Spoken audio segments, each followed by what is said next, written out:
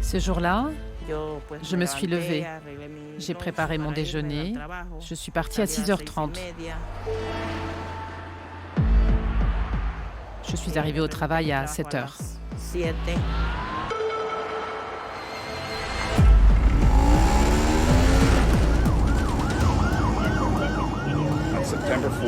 Le 4 septembre, des agents fédéraux ont mené une opération majeure d'application de la loi au nord de l'État de New York. Je m'appelle Sylvia. Je suis arrivée en 2015 du Salvador. Et depuis, je vis ici aux États-Unis pour avoir une vie meilleure pour moi et mes enfants.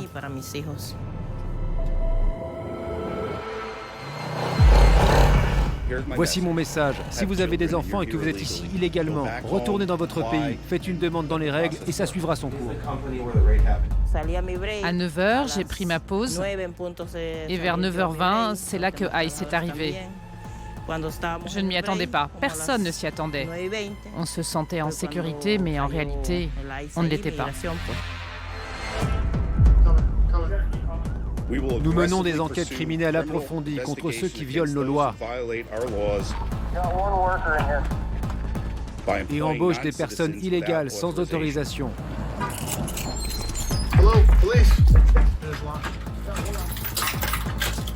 Il y aura des conséquences. Ce temps-là est désormais révolu. On savait qu'ils étaient durs, mais on ne pensait pas qu'ils agiraient de façon si brutale avec nous, les Latinos.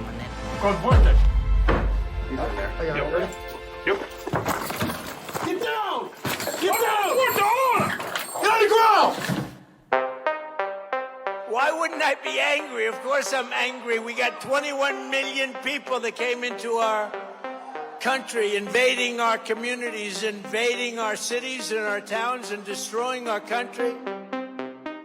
It is only common sense that when I'm re-elected, we will begin, and we have no choice, the largest deportation operation in American history. We have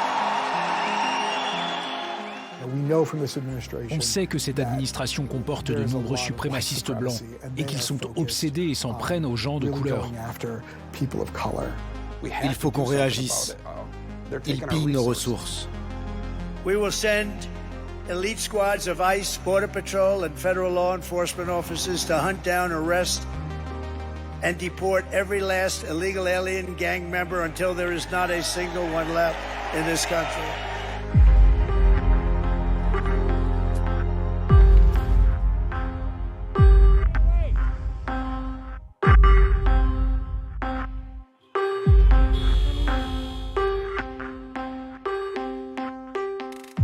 Les opérations, la violence,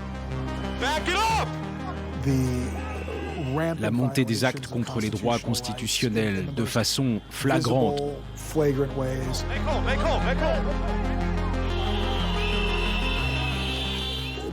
C'est quelque chose qu'on n'a jamais vu.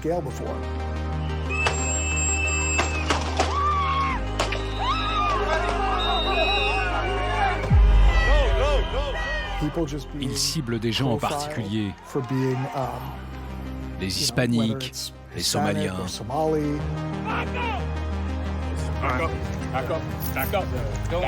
We only take people from shithole countries, right?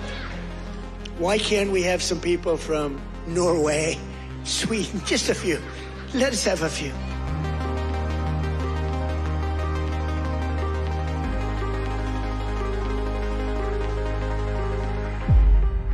J'ai été très triste car j'ai vu tous mes collègues être arrêtés. Des familles ont été séparées. Des enfants sont restés seuls ici aux États-Unis. C'est vraiment important et encourageant de voir la façon dont la ville de Minneapolis s'est révoltée contre tout ça.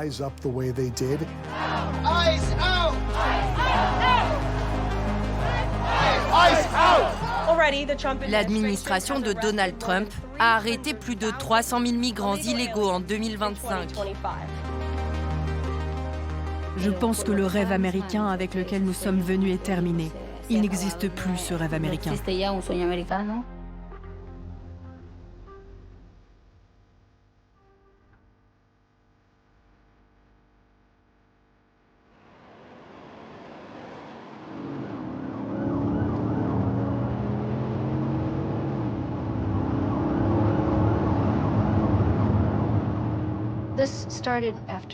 Tout a commencé après l'arrivée de Donald Trump.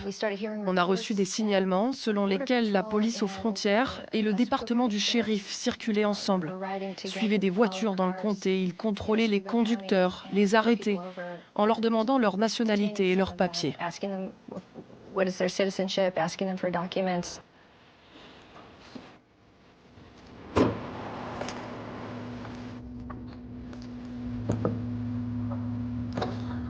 Bonsoir, comment allez-vous? Les papiers de votre voiture et votre permis. Votre permis. Nous avons des informations rapportant que dans ce comté au moins, environ 60 personnes ont été arrêtées en 2024 et 170 ont été arrêtées au cours des seuls 10 premiers mois de l'année dernière. L'un de ces conducteurs, c'est Ramon Cáceres Cáceres, il venait du Honduras. On vous a arrêté pour avoir dépassé la ligne blanche. Vous avez bu quelque chose? Vous avez bu de l'alcool? Vous venez d'où? Cette arrestation a été filmée par les policiers eux-mêmes. Vous êtes dans ce pays légalement ou pas? Vous avez des papiers ou pas? Oui, j'ai un passeport. Où ça? Avez-vous un visa? Non. Vous avez besoin d'un visa. Est-ce que je peux appeler ma femme? Oui, après. Pour l'instant, venez avec nous, ok? Sortez.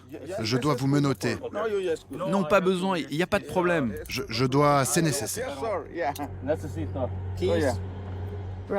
Ramon Cáceres Cáceres a été arrêté et expulsé. Il n'est jamais rentré chez lui ce soir-là. Cette interpellation va être le point de départ d'un raid beaucoup plus important. Car en enquêtant sur l'employeur de Ramon Cáceres, les agents fédéraux ont constaté que des dizaines de ses collègues étaient sans papier.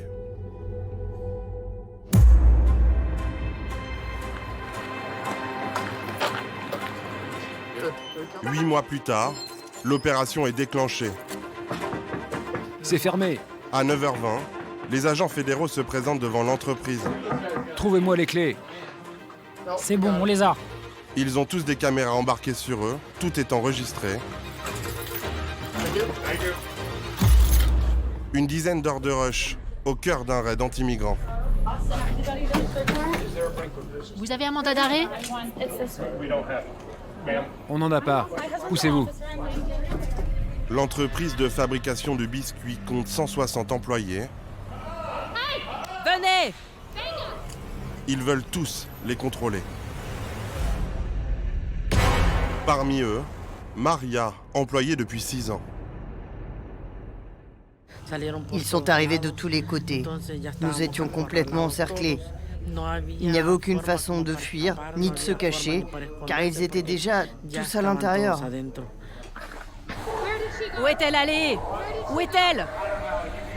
Ouvre ça tout de suite. Ouvre.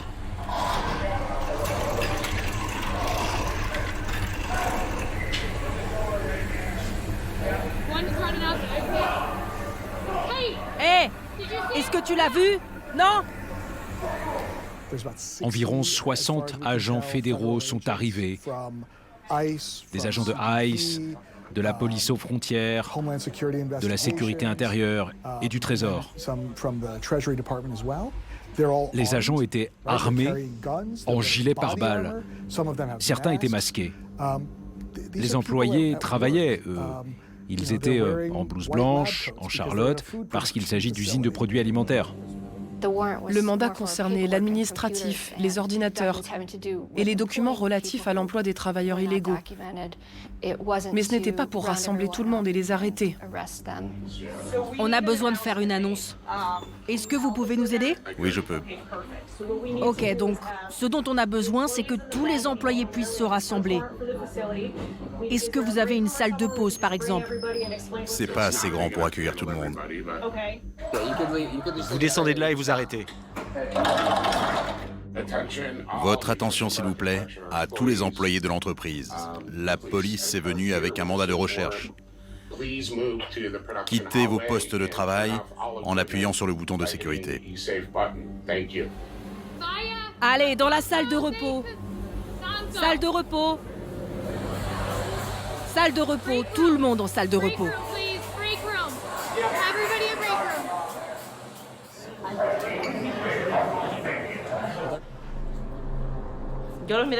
Ils sont allés me chercher dans les toilettes. Dans les toilettes. Il y a des gens dans les toilettes.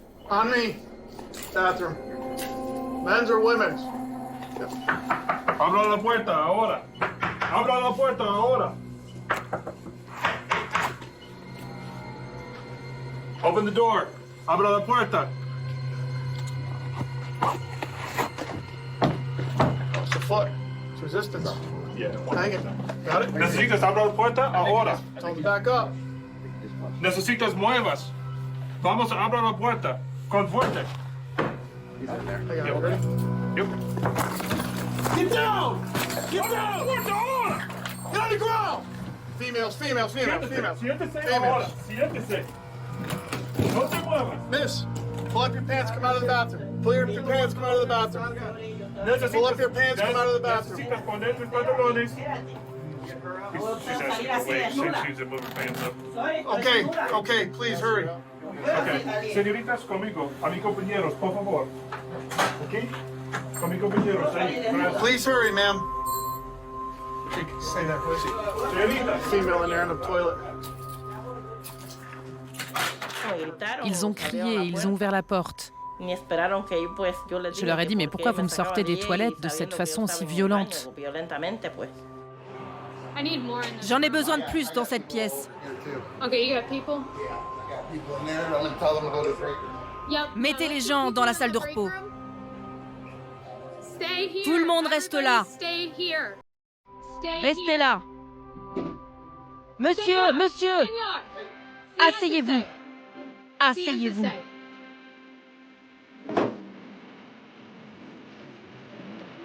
Asseyez-vous, maintenant.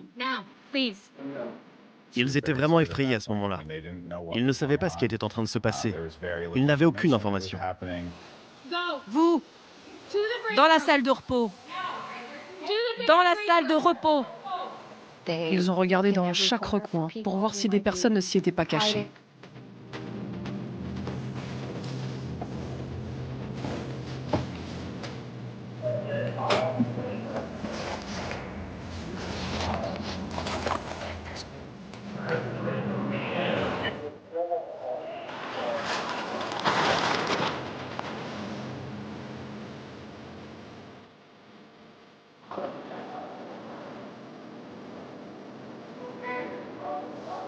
Hey guys, we cleared that area. We cleared it. You can double check it, but we cleared it 5 minutes ago. Ils les ont triés en fonction de leur nationalité et leur ont posé des questions superficielles. Mais en fait, ils étaient détenus. Qui est cette personne? Citoyen américain. Lui là, il n'a pas de papier. Qui ça? Celui avec la blouse blanche. Tu viens d'où? Tu as des papiers? Le permis de travail ne vous donne pas le droit d'être ici légalement, hein, tu le sais. Ils nous ont tous rassemblés dans la salle de pause.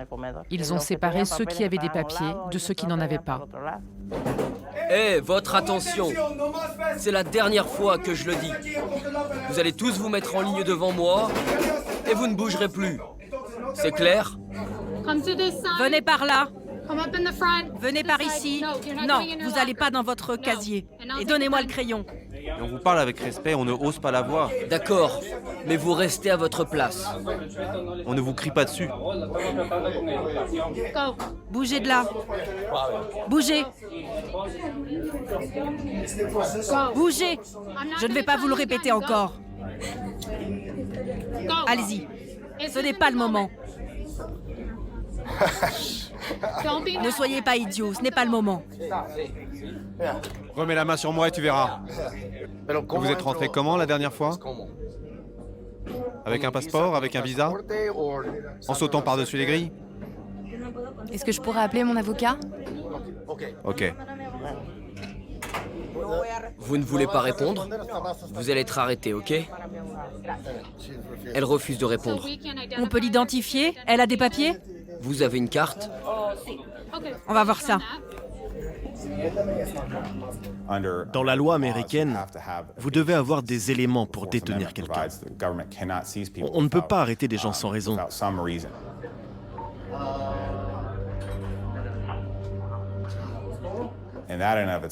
Ça, c'est déjà une possible violation de la Constitution, parce qu'ils n'avaient aucune raison de le faire. Et ce qu'ils ont fait aussi, en rassemblant tout le monde dans cette cafétéria, c'est une autre violation, indépendante de la première. Et ensuite, encore pire, ils ont essayé de leur faire croire qu'ils étaient ici de manière illégale, en posant quelques questions, sans prendre en compte leurs réponses.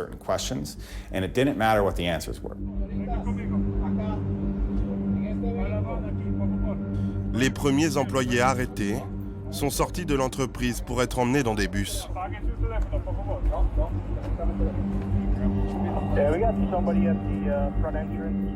Ils sont restés très longtemps pour contrôler les papiers de tout le monde. Apparemment, ça a duré jusqu'à 15 heures. Moi, ils m'ont relâché à 11 heures après avoir vérifié mes papiers. J'étais en règle, j'avais le droit de travailler. 57 personnes ont été arrêtées ce jour-là, mais pour avoir fait quoi? Peut-être une violation des règles migratoires, mais dans la plupart des cas, il n'y avait pas de violation. Les gens faisaient ce qu'il fallait. Les gens avaient leur dossier en cours qui était censé les protéger de l'expulsion, mais ils ont été expulsés quand même. Tout ça à cause d'une course à celui qui arrête et expulse le plus de personnes de couleur, ce qui ressemble à une obsession raciste et xénophobe.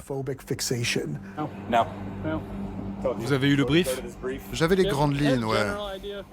Illustration de cette obsession, sur le parking, la caméra enregistre les propos sans filtre d'un des agents fédéraux. Dans ces pays comme le Brésil et d'autres endroits, ce sont de véritables rats. Dès leur plus jeune âge, ils commettent des crimes. Et puis ils arrivent ici. Je ne sais pas si tu as des enfants, toi, mais ils les mangeraient au petit-déj.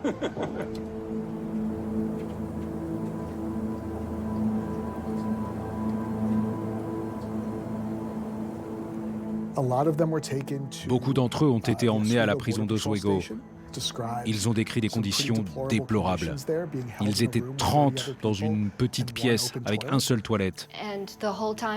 Et tout au long de la détention, les policiers leur ont proposé de signer des papiers pour partir d'eux-mêmes et éviter de rester en prison. Et donc, beaucoup d'entre eux ont signé et ont quitté le pays comme ça. On peut voir à la fin que cette opération va à l'encontre de la Constitution. Et pourtant, il n'y a aucune conséquence pour ICE, parce qu'ils ont eu ce qu'ils voulaient. Leur objectif était d'arrêter ces gens et de les expulser. Et donc, mission accomplie pour eux. Après le raid, il ne restait que 4 latinos dans l'entreprise. Les autres sont tous américains. Je suis allée travailler le lundi d'après. Je me suis sentie très seule. Je n'avais plus mes collègues de travail. J'ai pleuré parce que j'avais l'habitude de travailler avec eux. Encore maintenant, quand je sors de chez moi, je suis inquiète. Je ne sais jamais si je vais rentrer à la maison le soir. Je ne fais plus confiance à personne à présent. On ne sait jamais si quelqu'un va te trahir ou donner des informations sur ta situation.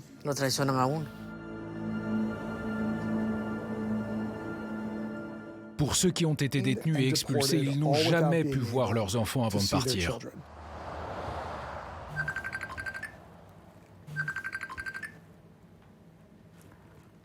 Allô? Comment ça va? Ici, ça va. Mets ta caméra. Malheureusement, ma femme a été arrêtée à Cato. Du coup, je joue le rôle de père et de mère pour mes 4 enfants maintenant. Ça, c'est Kayla Alonso, Abigail Alonso et Samantha Alonso. J'ai aussi un fils qui s'appelle José Alonso, mais il est à l'école en ce moment. Tu peux leur raconter un peu ce qui s'est passé? Ils nous ont amenés à Oswego, au centre de détention. J'y suis restée 4 mois. J'ai vu des choses très difficiles et j'ai finalement décidé de partir de façon volontaire. Je suis arrivée dans mon pays maintenant, mais je suis triste car mes enfants sont nés aux États-Unis et ils y sont restés. C'est très dur pour une mère d'être séparée de ses enfants. Ils ne prennent pas en compte ce que peuvent ressentir les enfants. Et comment tu te sens? Je suis triste. Et est-ce que tu sais exactement ce qui arrive à ta mère? Est-ce que tu peux nous expliquer?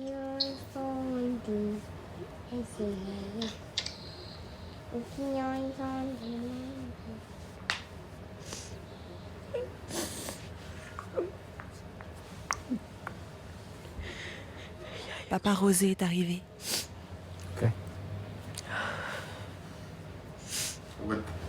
Et qu'est-ce que vous avez expliqué à ta petite sœur?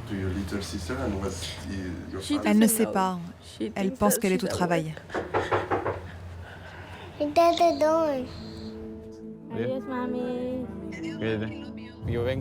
Je viens du Guatemala. Ça fait 19 ans que je suis ici aux États-Unis. Mais j'ai aucun statut légal. J'ai rencontré ma femme ici d'ailleurs. Tu utilises quel mode? Lequel? Où ça?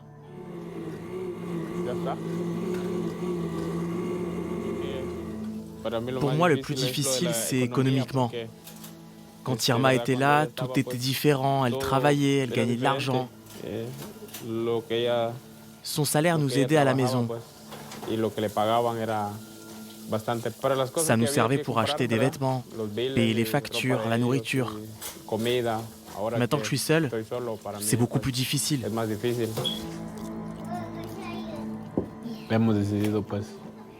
On a décidé de rentrer dans notre pays et rejoindre ma femme qui a été expulsée.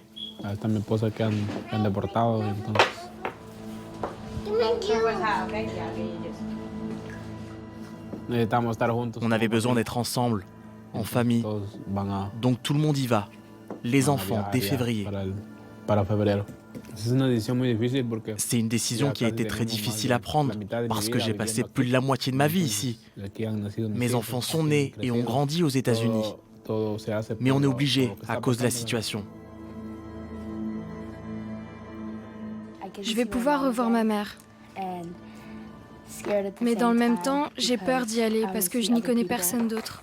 Je ne connais personne là-bas. Je n'y ai pas d'amis et je n'aurai aucune connaissance à part les membres de ma famille. Si j'avais un message à faire passer, ce serait de dire que c'est injuste. Ceux qui soutiennent tout ça, il faut qu'ils comprennent que leurs agissements font du mal à de nombreuses familles. Qu'ils examinent leur conscience et leur cœur. Ce sont des êtres humains. Nous sommes tous des êtres humains. Et nous avons tous la même valeur.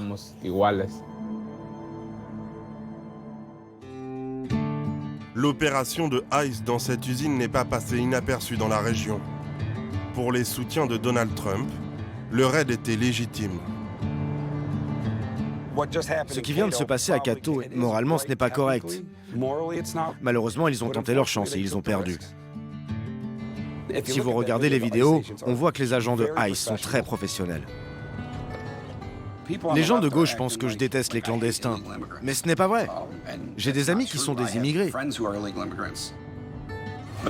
Pour moi, la différence, c'est que ceux qui sont arrivés récemment, après la fin du mandat de Biden, sont arrivés sans aucun contrôle. Je ne crois pas au vaccin, mais chez nous, c'est obligatoire. Peut-être pas chez eux. Et qui sait, ils ont peut-être une maladie du tiers-monde.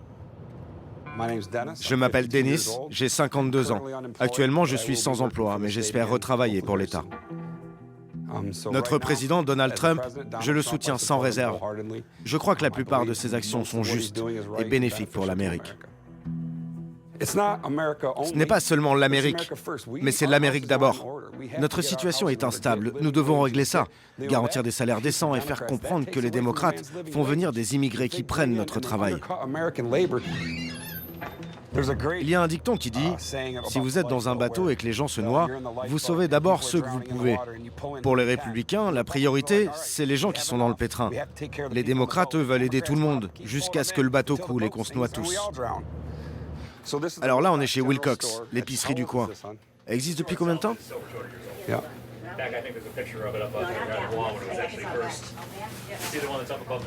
Vous voyez là, la meilleure viande, le meilleur bacon.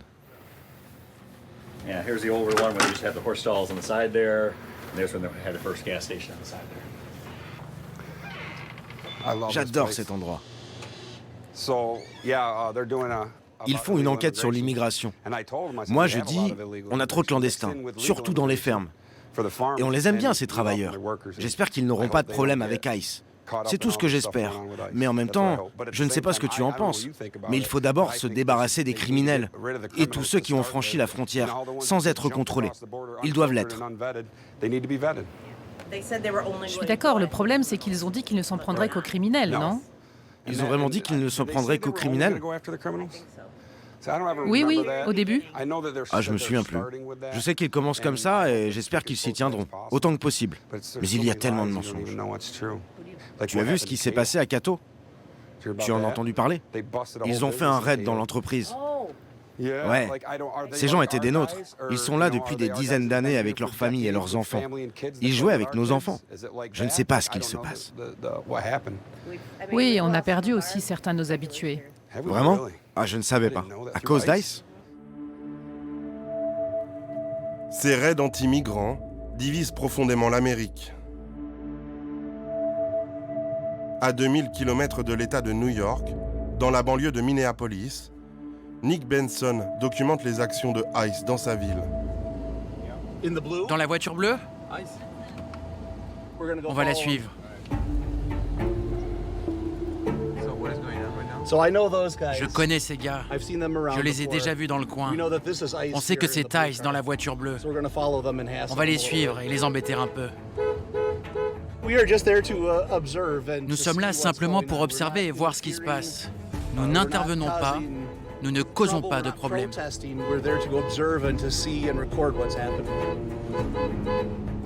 Je m'appelle Nick Benson. Je travaille dans l'analyse des données des vols commerciaux. Je suis également militant pour l'association Minnesota 5051.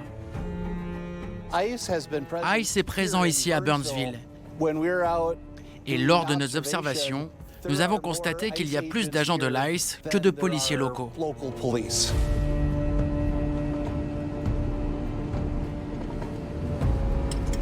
C'est le seul et unique avertissement. Je laisse mes mains visibles pour que vous le sachiez. D'accord, ok. Ce que vous faites en ce moment, c'est entraver notre travail.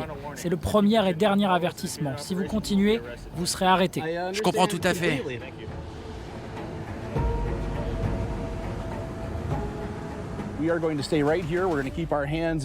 On va rester ici et laisser nos mains visibles. On ne va pas interférer du tout parce qu'on ne veut pas les mettre en colère. C'est intéressant de voir ce qu'ils font là. Ils vérifient la plaque d'immatriculation de la voiture. Je me demande si quelqu'un a été arrêté là.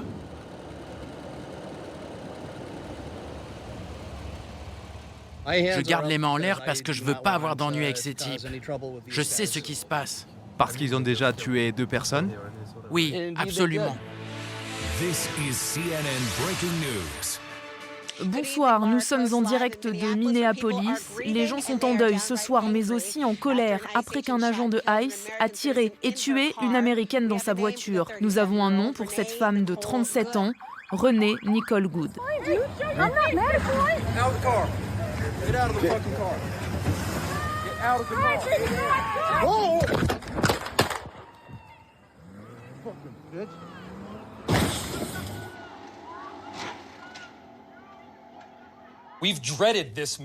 On craignait ce moment depuis les tout premiers instants où ICE s'est installé à Minneapolis.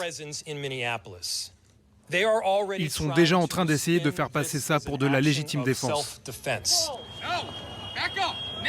I'm a physician. Hey, listen, we understand. We got EMS coming. I get it. Just give us a second. We have medics on scene. We have our own medics. Where are they? Where are they? Cette femme fait partie d'un réseau d'extrême gauche plus vaste, qui attaque, qui divulgue des identités et qui rend le travail des officiers impossible. Fuck you. Faire partie d'une organisation ne justifie pas de se faire tirer dessus, mais rouler sur un officier avec sa voiture, ça justifie de se faire tirer dessus.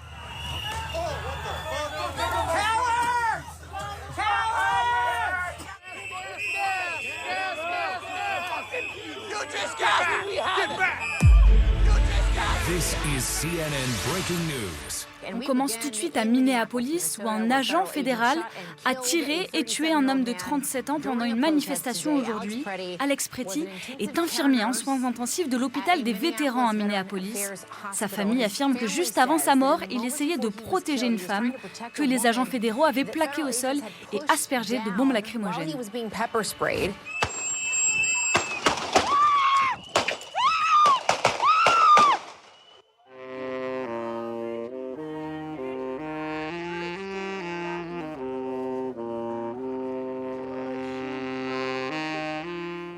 Nous avons vu les vidéos hier. On était choqués. On ne peut pas y croire.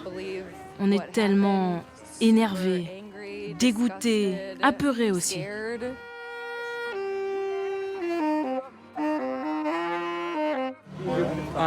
On n'a pas demandé à ICE d'être là. On a besoin d'apaisement en ce moment.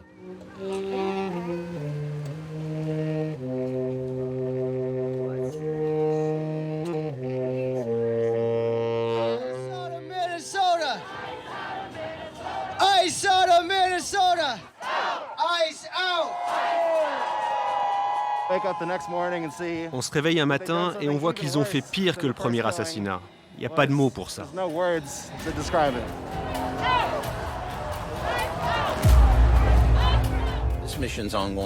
Cette mission se poursuivra tant qu'il y aura des étrangers illégaux qui errent dans les rues de Minneapolis. Est-ce que vous avez un nombre? Un nombre? Tous, jusqu'au dernier.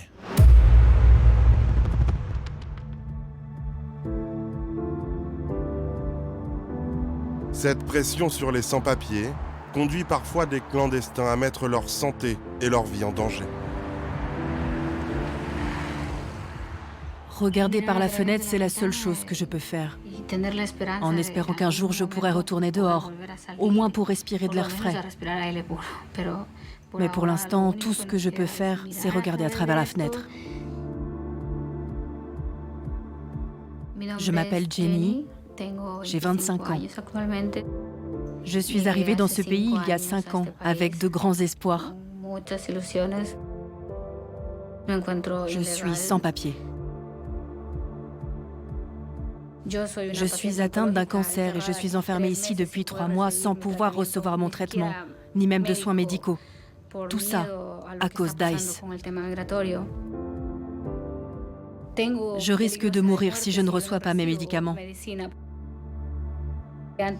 Avant, ils ne faisaient que des contrôles à l'extérieur, mais maintenant ils entrent dans les immeubles et frappent aux portes. Ils ont frappé au numéro 108 et moi j'habite au 110. Ils étaient seulement à 2 portes d'ici. Ça s'est passé il y a moins d'1 semaine. Le harcèlement est constant. Ces agents ne cessent de rôder dans le bâtiment. Ah, du coup, vous n'avez pas de mandat? Si, j'en ai un, mais j'ai pas à vous le montrer. Pourquoi? Parce que vous n'êtes personne. Vous êtes là parce que les portes sont fermées. Grâce à nos voisins qui ont des papiers dans la résidence, on est prévenus. Ils nous envoient des vidéos de leur arrivée en disant « Cachez-vous, ils sont à l'intérieur de l'immeuble ». Quoi qu'il en soit, vous êtes en train de les protéger, là. Je protège personne. Je suis là pour observer, je suis là pour voir si vous respectez la loi. Vous m'avez poussé la dernière fois, alors que je suis une citoyenne américaine. Cette merde n'a pas de sens. Pourquoi mes impôts servent à payer des gens qui emmerdent les citoyens? C'est vous qui m'avez poussé. J'en sais rien. Déjà, vous vous identifiez pas et vous montrez même pas votre mandat. J'étais terrifiée. Je me suis cachée et j'ai prié pour qu'ils ne frappent pas à la porte. Car si cela arrivait, ils auraient pu m'arrêter. Ils prétendent avoir besoin d'un mandat, mais bien souvent c'est faux. Ils font ça juste pour nous forcer à ouvrir.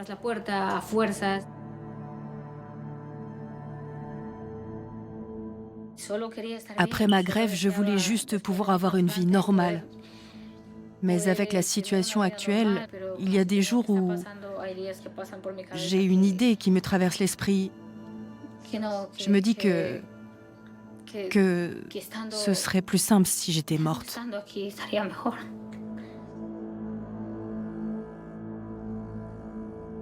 J'ai fait tout ce que je pouvais. Je pense que le rêve américain avec lequel nous sommes venus est terminé. Il n'existe plus ce rêve américain.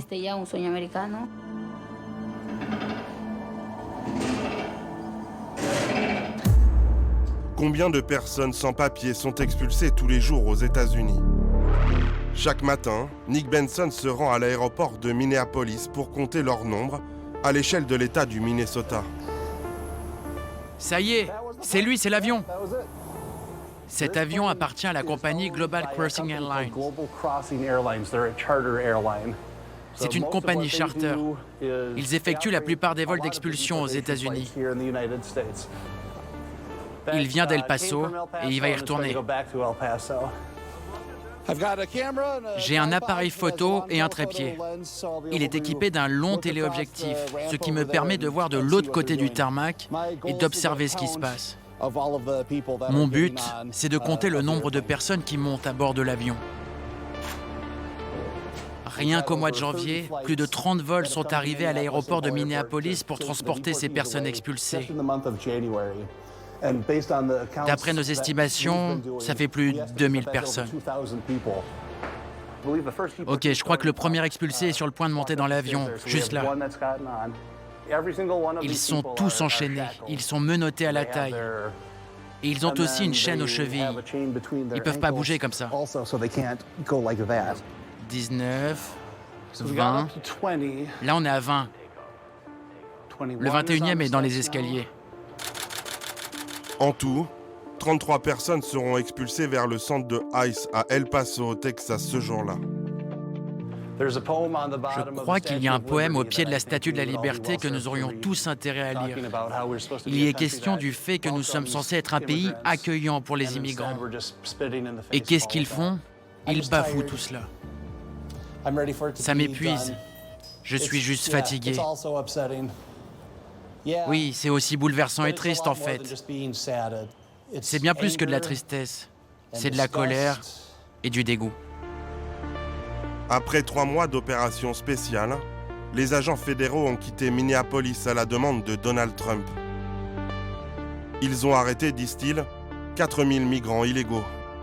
L'administration Trump promet de continuer ailleurs aux États-Unis, car l'objectif est d'en expulser 1 million par an.